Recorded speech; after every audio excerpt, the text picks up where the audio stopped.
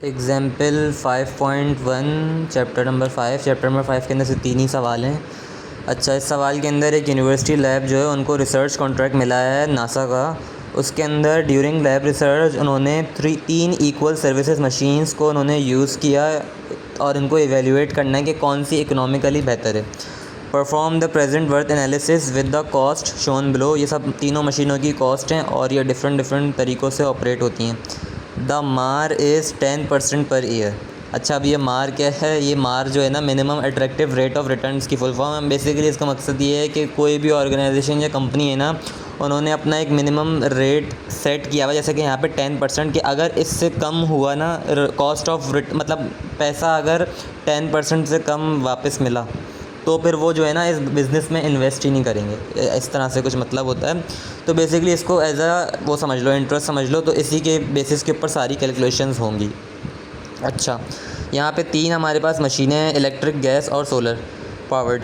अच्छा, first cost आ गई उनकी कि वो ख़रीदी कितने में जाएंगी, ये इन तीनों की कॉस्ट आ गई। उसके बाद एनुअल ऑपरेशन मतलब उनको हर साल चलाने में कितना ख़र्चा आएगा, साल का इक्वली आता है हर साल। तो ये तीनों की कॉस्ट आ गई। और सेल्वेज वैल्यू मतलब ये होता है कि मशीन का एक लाइफ स्पैन होता है हर मशीन का। जैसे कि यहाँ पे तीनों मशीनों का लाइफ स्पैन 8 साल है। तो 8 साल के बाद जो है ना इस मशीन की क्या वैल्यू होगी, किस वैल्यू में ये बिकेगी, तो वो तीनों की वैल्यू यहाँ पे लिखी हुई और लाइफ तो यहाँ पे बता दी इन्होंने, 8 साल है तीनों की। अच्छा, अब हमें चाहिए यहाँ पे प्रेजेंट वर्थ निकालनी है हमने। तो प्रेजेंट वर्थ निकालने के लिए अब देखो, यहाँ तो हमने पहले सबसे पहले लिख दी कॉस्ट इस वाली अभी हम इलेक्ट्रिक पावर के लिए कर रहे हैं, तो यहाँ पे हमने कॉस्ट लिख दी। माइनस में इसलिए कर रहे हैं क्योंकि यहाँ पे हम पैसे लगाएंगे। तो कॉस्ट पहले आगे ख़रीदने की, उसके बाद अब हर साल जो है $900 हम उसके अंदर लगा रहे हैं उसको ऑपरेट करने के लिए, एनुअली है। तो मतलब हर साल हो रहा है। तो यहाँ पे हम बेसिकली फार्मूला यूज़ करेंगे P/A वाला, जो कि है हमारे पास यूनिफॉर्म सीरीज़ प्रेजेंट वर्थ। मतलब अब हर साल हम 8 सालों तक यहाँ पे हम $900 लगाते रहेंगे।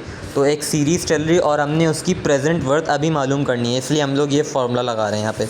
और फिर यहाँ पे हमने प्लस करा, और क्योंकि प्लस इसलिए करा क्योंकि सेल्वेज वैल्यू मतलब हमें मिलेगी 8 सालों बाद इसकी, तो ये चीज़ एक पैसे मिल रहा है हमें, तो यहाँ पे प्लस आया। और फिर हम इसको मल्टीप्लाई करेंगे PF से। PF क्या है यहाँ पे? PF है हमारे पास सिंगल पेमेंट प्रेजेंट वर्थ। मतलब जो हमें 8 सालों बाद इस मशीन की जो $200 हमें मिलेंगे, 8 सालों बाद जो उसकी सेल्वेज वैल्यू मिलेगी, उसकी अभी क्या वैल्यू है, अभी प्रेजेंट टाइम के अंदर उसकी क्या वैल्यू है। तो यहाँ पे हम यहाँ पे ये वाला फॉर्मूला यूज़ करेंगे, PF वाला। तो हमने यहाँ पे ये लगा दिया। वही इंटरेस्ट और जो टाइम पीरियड है वो तो सेम ही रहेगा सब में। तो हमारे पास यहाँ पे आया -$9208। ठीक है, ये एक हो गया। इसी तरह हम करेंगे गैस का भी। यहाँ पे कॉस्ट आ गई उसकी, फिर यहाँ पे ऑपरेटिंग कॉस्ट आ गई, सेम फार्मूला यहाँ लगा। फिर उसके बाद सेल्वेज वैल्यू जो उसकी थी उसके अंदर भी सेम फार्मूला लगा, तो हमारे पास ये कॉस्ट आ गई।